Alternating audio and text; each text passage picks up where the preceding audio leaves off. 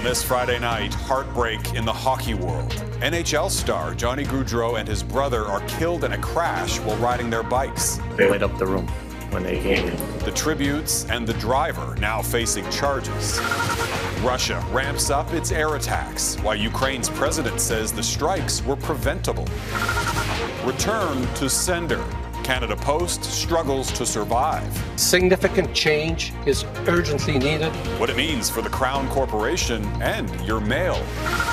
Plus, smashing stereotypes. I get comments being called a man and being called masculine. The rugby player turned Sports Illustrated swimsuit model. Global National. Reporting tonight, Jeff Semple. Good evening and thank you for joining us. We begin tonight with a tragedy that's gripped the world of hockey. Former Calgary Flames all-star Johnny Gaudreau and his brother Matthew were tragically killed last night in New Jersey after allegedly being hit by a drunk driver. It happened just hours before the brothers were set to be groomsmen in their sister's wedding. Instead of celebrating, their tight-knit family is now in mourning. These memorials have been growing by the hour, both in Calgary and in Columbus, where Johnny had played for the Blue Jackets for the past 2 seasons after nearly a decade in Calgary. It's sad. I'd be lying if I didn't say I was broken up over it. It's tough. I mean, he was a big part of Calgary for a good 9 years. Johnny was so important to Columbus and so important to the hockey community. And this is a really, really painful day for the Flames. Mackenzie Gray begins our coverage tonight with the tributes pouring in for a player and a family whose impact transcended their sport. On the ice, he was electric. In Calgary, Johnny Gaudreau became larger than life. Diminutive but dynamic, Johnny Hockey brought Flames fans out of their seats for nearly a decade. Gaudreau and his brother Matthew were supposed to smile together again on Friday at their sister's wedding. But just hours before, the pair were killed while cycling, allegedly hit by a drunk driver in their home state of New Jersey. Police there say this man, Sean Higgins, has been charged with 2 counts of death by auto and 3 other charges. Higgins, who told police he'd had 5 or 6 beers, crashed into the Gaudreaus from behind after trying to pass a car. This is absolutely devastating, and I think all of us have a lot of memories, and we're all a little bit choked up right now. He arrived in 2014 and wasted no time leaving his mark, scoring on his first shot of his first game. His blazing speed, pinpoint passing, and otherworldly puck handling helped him become one of the league's premier playmakers. He was like our #1 player. We loved him so much. Those Gaudreau 13 jerseys that you would see everywhere, in the crowd, on the streets. He was the face of the Flames for 8 years, and while the team's success would prove to be elusive, he was hardly to blame, consistently leading the team in scoring while also twice being recognized as the league's best defensive forward. There was heartache when he first left for Columbus as a free agent. Being with my family and close to home is the most important thing to me. You can give me any blank check or any amount of money, it's not going to change for me. But nothing like the grief felt today from Ohio. He loved Columbus. He spoke highly of Columbus. He wanted to raise his family here. He talked about that all the time. And Boston, where he starred alongside his brother. Johnny was a magical, but Matty his complete level, and he pushed his brother so much that they had a great bond between them. To his first pro hockey home. Still can't really wrap my head around it. Just such a young guy, and shows life short. Fans in Calgary left Skittles at his memorial, a tribute to Gaudreau and his father, who taught Johnny to skate, dropping them like breadcrumbs on the ice of his childhood rink. We want to let everyone know we're receiving your message of love and support, and we appreciate your continued thoughts and prayers, Johnny's uncle Jim said in a statement. Their family had planned today as one of love and celebration. Instead, they now mourn the loss of their sons and brothers. Mackenzie Gray, Global News, Ottawa. And we are joined now by Calgary Flames broadcaster and host Ryan Leslie, a former colleague and friend of Johnny Gaudreau and the family. Ryan, thank you for joining us, and sincere condolences for your loss. What was your reaction when you heard this terrible news? Well, like so many people, Jeff, I think everybody who knew John or watched John, got to know the family. Everybody's kind of in what was described by a former teammate of his, Matt Stajan. He said it best, just in a fog, and I think that's exactly it. This community in Calgary, across the National Hockey League landscape, everybody's just feeling that this can't be real. Everybody's obviously devastated. But I think first and foremost, you just think of that family, from his wife Meredith and 2 young children, to his parents, Jane and Guy Gaudreau, to the sisters, the siblings. To lose both Maddie and Johnny, it's just an unspeakable, unthinkable tragedy. Yeah, there are no words. Canadians knew Johnny Hockey, as he was known to so many, the NHL superstar, of course. But tell me about Johnny, the person. Well, I think, yeah, to your point, everybody remembers those highlight reel moments. He could electrify and get anybody and everybody out of their seat. It didn't matter if it was a Tuesday night against the last place team or a Saturday night hockey night in Canada with the bright lights. He was electrifying, and he was all world. And, you know, he would flip into this video game mode and just be incredible to watch. But also, you know, you think about what he meant to this community, and it's incredible. You know, hockey players, as we know, mean so much to the youth in this country, but Johnny had a really special relationship with the kids. I don't know if it was his size, the big smile, the way he played, but certainly the time he took to spend with them. It was impressive. I can remember a number of examples, going out to an outdoor rink, minus 20, and he and I handing out Flames jerseys and scarves, and he would put on the skates and go for a twirl with them, and just making memories everywhere he went. And I've heard from a lot of parents whose kids are, you know, struggling with this as well. The adults, the kids, everybody is trying to make sense of this thing. And it's a real gut punch on a lot of different levels. And, you know, personally, it's heartbreaking. Professionally, you just hate to see this sort of thing happen.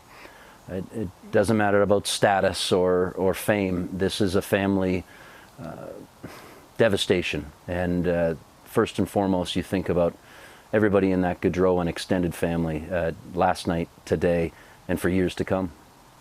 And I know you covered him really right from the beginning, traveled with him, and your families knew each other. Any memories that stand out to you personally? Yeah, there's a number. Yeah, I was flipping through some of the texts that he and I had exchanged over the years. There's a couple of funny moments where, you know, he'd have an off night in Columbus, and he and his wife Meredith would be watching the Flames game and watching me and making fun of me if I had said or done something or worn something, and then he'd bet me that I couldn't say certain words in my broadcast. One stood out, and it was, "I bet you can't say popsicle. Steak dinner on the line." I said, "I'll take that bet," and I worked it in. And it was great. He would take such joy out of it. And instead of the dinner, he ended up paying off his debt with, he gave me a pair of his gloves when he came back. It was my birthday, and he signed them for me. And so that was a really cool personal moment. But the one that I think really stuck out for me is my daughter was turning 13. She's now 17. And she wanted for her 13th birthday a vehicle to match her nickname, was G. So she wanted a G-Wagon SUV.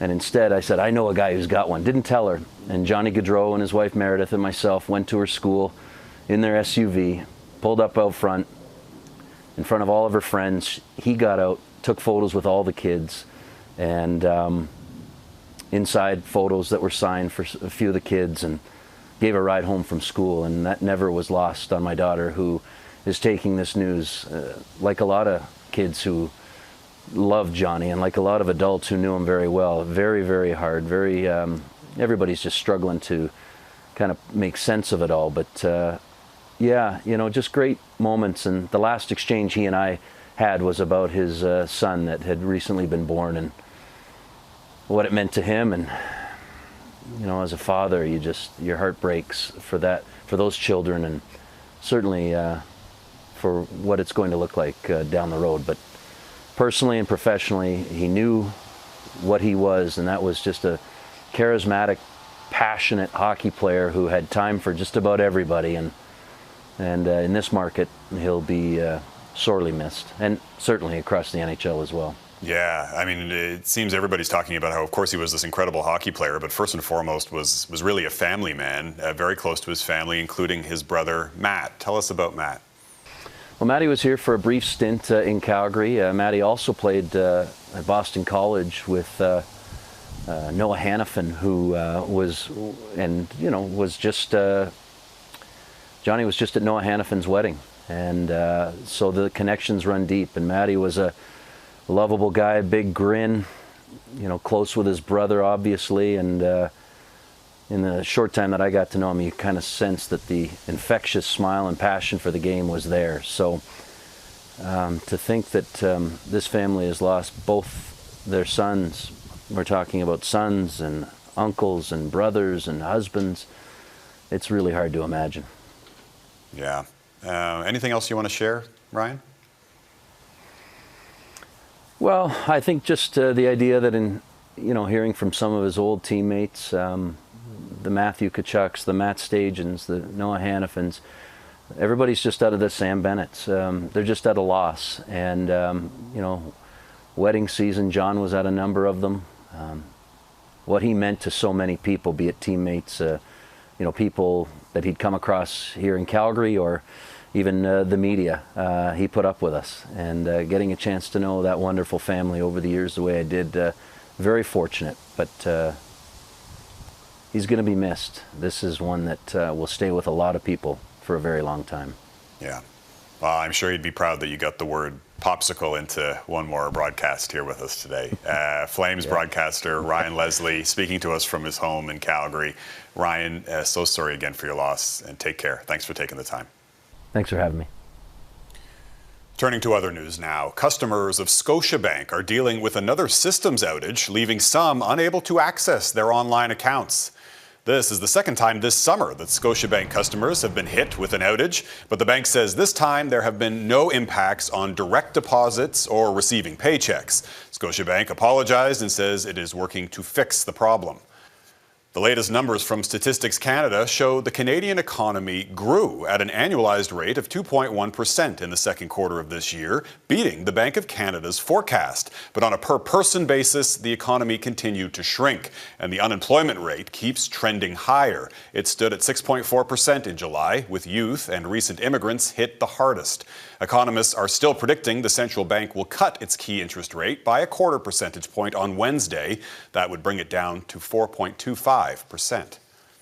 Economists are also predicting an interest rate cut south of the border, though new inflation numbers are now raising doubts about how deep that cut will be. U.S. consumer spending and prices were up in July, a sign the economy remains robust. Before this latest data, analysts had expected the U.S. Federal Reserve would cut interest rates by 0.5 percentage point next month. Opinion polls show that inflation ranks as the most important issue for American voters heading into November's presidential election.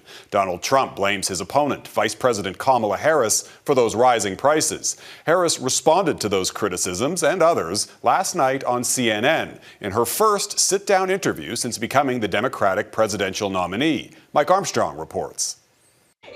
This was basically a first test for Harris, away from the teleprompter and across from a journalist, CNN's Dana Bash. One question was about controversial comments made by Donald Trump about her race. I didn't know she was black until a number of years ago when she happened to turn black. Same old tired playbook. Next question, please. Harris's focus in the interview appeared to be less about attacking her opponent and more about answering attacks against her. In particular, criticisms over changes in policies she's pushing, differences between now and when she ran for the Democratic leadership in 2019, things like immigration and fracking. There's no question I'm in favor of banning fracking. I would not ban fracking. As vice president, I did not ban fracking. As president, I will not ban fracking.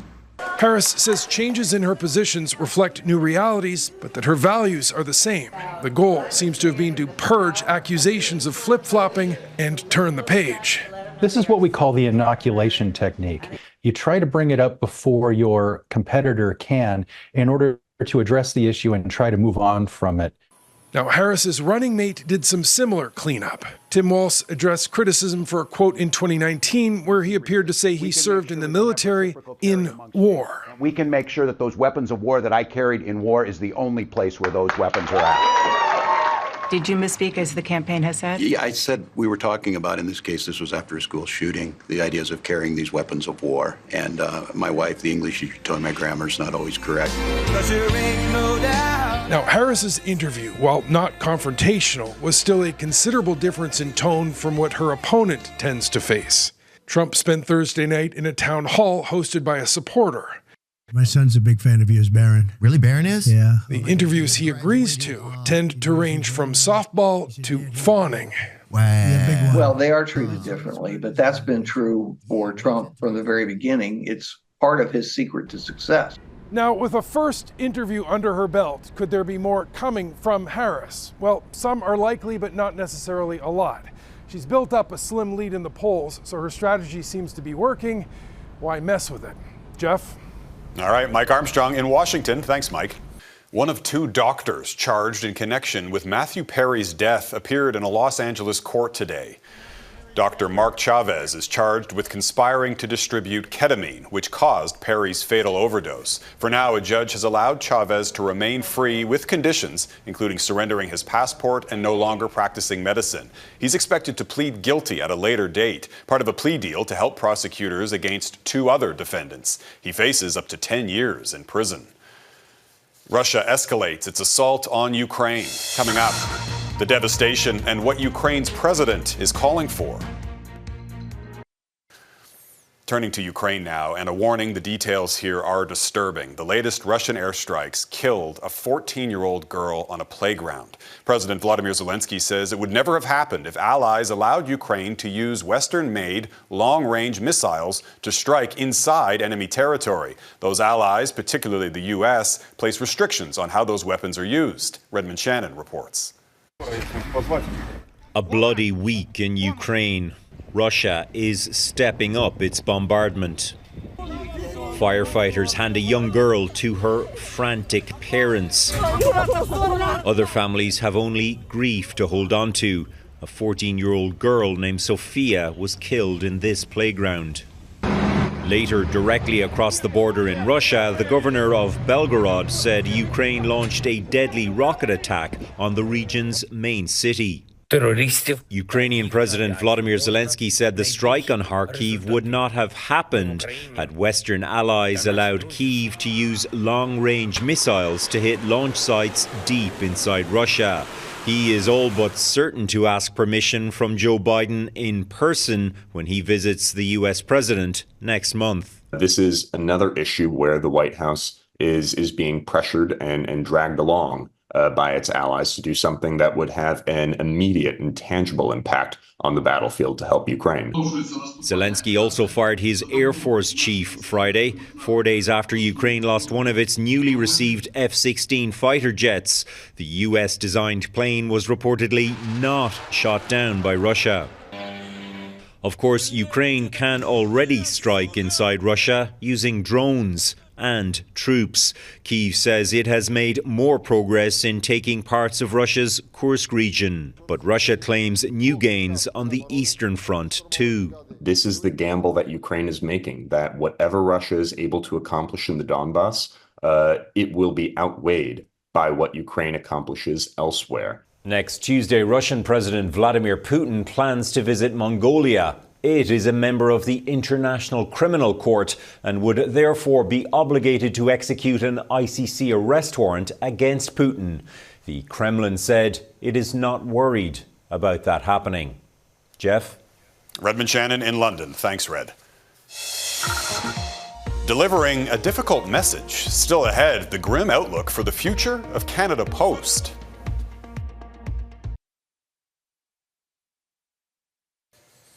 There are growing concerns about the future of Canada Post. The Crown Corporation posted a loss of $748 million last year. That is the second largest annual loss on record. Mail deliveries have plummeted over the past 2 decades, from 5.5 billion letters sent in 2006 down to 2.2 billion last year. Taria Isri reports.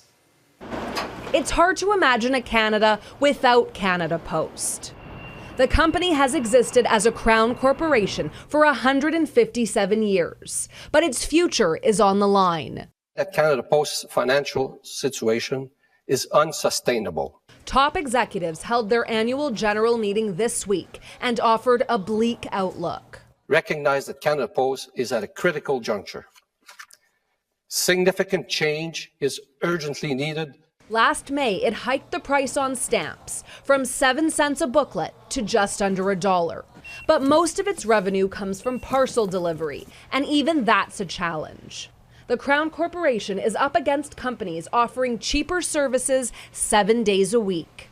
You can't keep losing this money forever. And by my calculations, Canada Post starts to run out of cash by June of 2025. Canada Post is not alone. In 2022, Congress forgave billions in debt for the U.S. Postal Service. In France, post offices double as banks. While in Japan, postal workers also make scheduled stops to check in on seniors for a monthly fee. The CEO of Canada Post admits it's time to evolve. We are doing our very best to compete in this fast-paced parcel delivery market.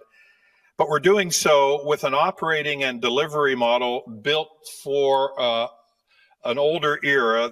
Bringing the company into the 21st century could include doing government business in offices, like passport and driver's license renewals. If we didn't have Canada Post, you can bet that Amazon is not going to come in and serve those communities in the same way, in an affordable way. There were no specifics in the last budget as to how the federal government plans to save Canada Post. Only a pledge to ensure, quote, postal service is maintained. The ministry in charge has not signed off on a corporate plan for the company since 2020. Jeff? Taria Isri in Montreal. Thanks, Taria. Breaking barriers. Up next, how this former Olympic rugby player is tackling stereotypes. Keely Shaw brought home the first of 2 medals for Canada on the Paralympic cycling track. Her performance was followed by another bronze medal win from Alex Hayward, the first career Paralympic medal for the 27-year-old. After winning her own bronze medal in Paris, an American Olympian is now making an impact off the pitch. American Ilona Maher is following her historic performance with the U.S. rugby team by gracing the cover of the upcoming Sports Illustrated swimsuit edition. Kyle Benning reports on how Maher is redefining beauty. I'm Ilona Maher. I am a sister, a daughter, a best friend, a teammate, rugby player, role model, but that one kind of scares me. Now a swimsuit model, I guess, too. It's been a whirlwind summer for Ilona Maher, who's becoming a role model for young people around the world. It shows our work, shows our determination, and our willingness to fight. After helping Team USA win its first medal in rugby at the Olympics in a century, Maher is now stepping into a very different arena. Chosen as Sports Illustrated's latest swimsuit cover model, and the magazine's move to turn the page on its traditional model has people taking note. It starts to separate muscularity from masculinity, that a muscular body on a woman is, achievable and beautiful. Over the last 10 years, SI Swimsuit has taken steps to reflect greater body diversity, incorporating a range of cover models from Ashley Graham to Martha Stewart to Serena Williams. And in 2019, it included a cover with Halima Aden, who wore a hijab and burkini in her photos. So while the magazine has shaped traditional beauty standards, some see progress in how it's evolving. But when you constantly see images of yourself, of your body, people with different abilities, people with different sizes, people with different shapes, it reminds you that there's nothing wrong with you. Shifting representations to reflect shifting attitudes. Kyle Benning, Global News, Toronto. And that is Global National for this Friday night. I'm Jeff Semple. Tonight's Your Canada is La Grande Rue de Montréal. Thanks for watching. Neethu Garcha will be at the anchor desk with you tomorrow, and I'll see you again on Monday. Have a great weekend.